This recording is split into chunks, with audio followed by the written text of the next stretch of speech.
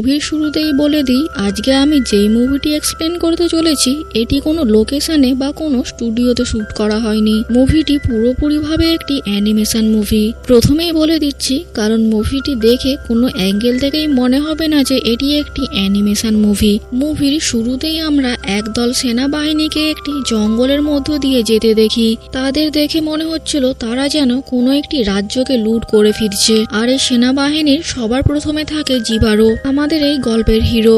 অনেকটা পথ অতিক্রম করে তারা ক্লান্ত হয়ে গিয়েছিল, তাই তারা জঙ্গলের মধ্যে একটি জায়গায় বিশ্রাম করার সিদ্ধান্ত নেয়। তারা সবাই তাদের ঘোড়াগুলিকে গাছের সাথে বেঁধে পাশের একটি ঝিলে জল খেতে যায়। জল খাওয়ার সময় জিবারো ওই ঝিলের মধ্যে এক টুকরো সোনা খুঁজে পায়। জিবারো অনুভব করে কেউ যেন তাকে আশপাশ থেকে লুকিয়ে লুকিয়ে দেখছে। এরপর ওই ঝিলের মধ্য থেকে একটি জলপরি বার হয়, আর এই জলপরিটির নাম ছিল সাইরেন। জলপরিটি জলের মধ্য থেকে বেরিয়ে অসাধারণ ডান্স করতে থাকে।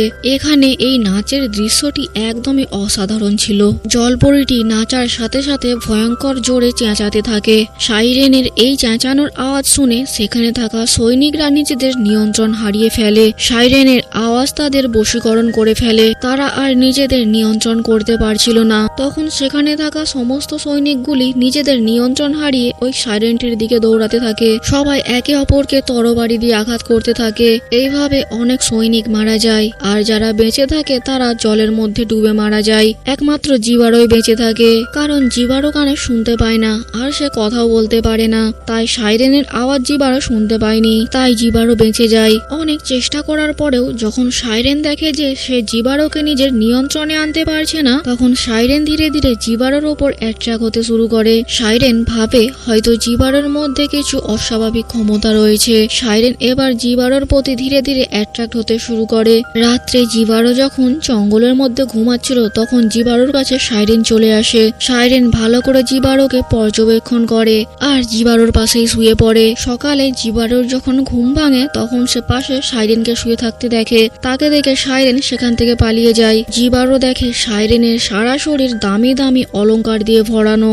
এসব দেখে এবার জিবারোর চোখে লোভের জন্ম হয়, যেই কারণে এবার জিবারো সাইরেনকে ফলো করতে থাকে। দেখতে দেখতে দুজনেই একে অপরের কাছে চলে আসে, আর এক সময় সুযোগ বুঝে জিবারো সাইরেনের ওপর হামলা করে দেয়। সাইরেন অজ্ঞান হয়ে যায়।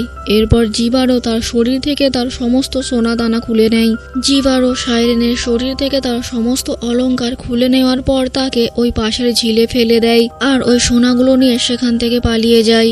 এদিকে সাইরেনের শরীর থেকে তার সমস্ত অলংকার খুলে নেওয়ায় তার গোটা শরীর রক্তাক্ত হয়ে যায়, যেই কারণে সেই ঝিলটাও রক্তে লাল হয়ে যায়। আর দেখতে দেখতে সাইরেনের ওই রক্ত সমস্ত নদীতে ছড়িয়ে পড়ে।